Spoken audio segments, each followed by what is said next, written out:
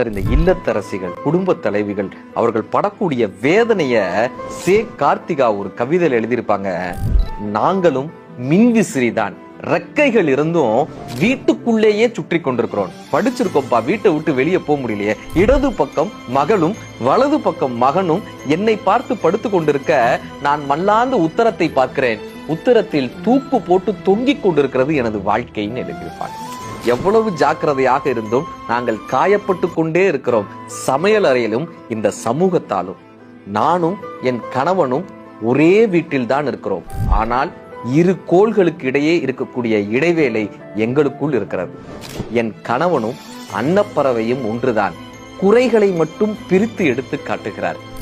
நான் நானாய் இருப்பதை அவர்கள் விரும்பவில்லை. நான் நானாய் இருப்பதை அவர்கள் விரும்புவதில்லை.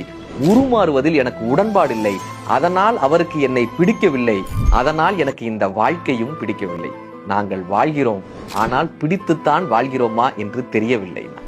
ஒவ்வொரு இல்லத்தரசி பெயருக்குத்தான் அரசியாக இருக்கிறார்கள், வார்த்தைக்குத்தான் அரசியாக இருக்கிறார்கள். ஆனால் அவர்கள் வாழ்க்கையெல்லாம் தரிசாகத்தான் இருக்கிறார்.